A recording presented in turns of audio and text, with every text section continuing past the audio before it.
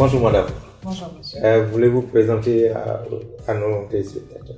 Alors je suis Olga Kwasi, je suis directrice de BNA qui est un organisme de certification.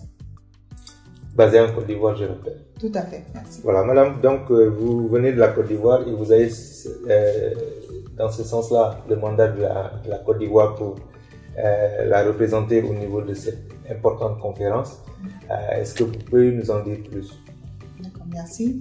Donc je voudrais avant tout remercier le ministère de l'Industrie et des Mines qui m'a fait l'honneur de représenter la Côte d'Ivoire à cette importante réunion. Et à ce titre, je voulais aussi ajouter que je suis un organisme privé et c'est une première que la Côte d'Ivoire a faite de se faire représenter par un organisme privé à cette importante réunion. Et ça donne tout le sens de la volonté d'ouverture que la Côte d'Ivoire voudrait avoir. C'est certainement lié au fait que les décisions qui vont être prises ici, les textes qui vont être adoptés ici vont avoir une importance aussi bien pour le secteur privé que pour le secteur public en Côte d'Ivoire. Tout à fait justement. Et c'est en cela que je disais tout à l'heure que ça a été une décision éminemment importante, en ce sens que nous sommes deux organismes de certification accrédités en Côte d'Ivoire. Donc un organisme public et un organisme également... L'organisme public étant Codinorm, association du secteur privé, mais créée par décret de l'État de Côte d'Ivoire, donc qui est l'organisme national, et BNA qui est un organisme privé. Donc ce choix permet de démontrer, étant donné que la Côte d'Ivoire est également le seul pays de la région qui détient deux organismes de certification, dont l'un un privé et un donc d'utilité publique. Et donc cela démontre toute la volonté donc de faire participer à ce programme toutes les parties prenantes importantes pour la réussite de ce programme. Absolument. Donc vous pouvez nous dire donc dans ce sens-là quel sera l'effet des décisions qui vont être prises quand les textes seront adoptés par vous-même et vos collègues. Alors, ce qui est important de noter ici, dans la mise en œuvre de ce programme, c'est que nous sommes en train de mettre en place une norme d'application volontaire.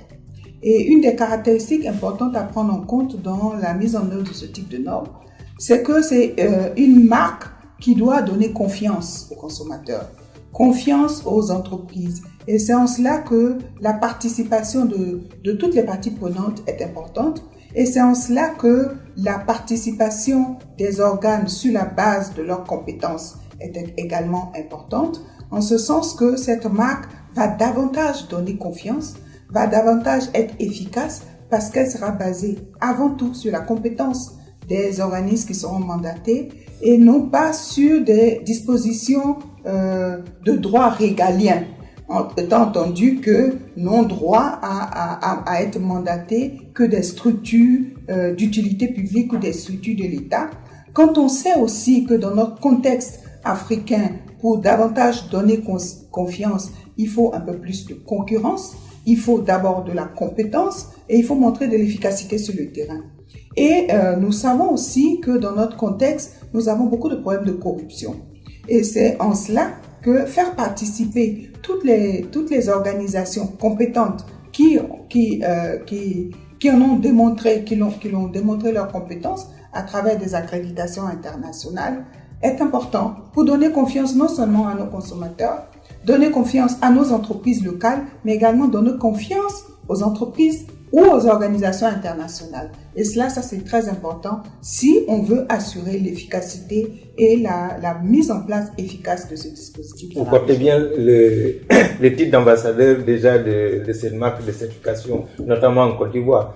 Donc, selon vous, quelles sont les premières actions qu'il faudra que vous pensez devoir mener après l'adoption de cela et le rapport que vous allez devoir faire aux autorités ivoiriennes, certainement qui vous ont mandaté?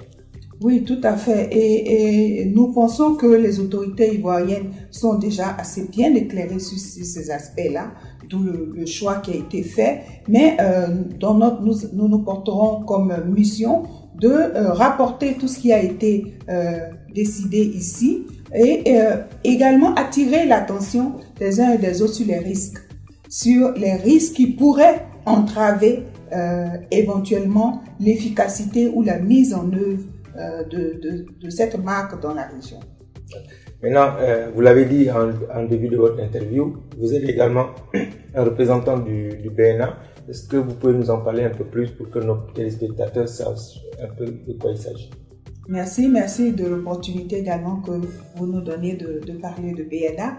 Donc BNA est un organisme ivoirien, donc un organisme africain de la sous-région. Bureau Norme Audit, je tout précise. À fait. Donc BNA, c'est Bureau Norme Audit, qui est un organisme donc ivoirien, qui est le premier organisme accrédité donc dans la région en matière de ISO 17065 pour la certification des produits. Donc c'est un organisme privé et qui est également accrédité. Donc la première accréditation, nous l'avons obtenue depuis 2014. Nous venons de repasser notre réaccréditation et nous sommes depuis 2017 également accrédités pour la norme ISO 17021, qui est la norme qui permet de certifier les systèmes de management comme l'ISO 9001 et l'ISO 22000. C'est également la première structure dans la région à obtenir cette accréditation.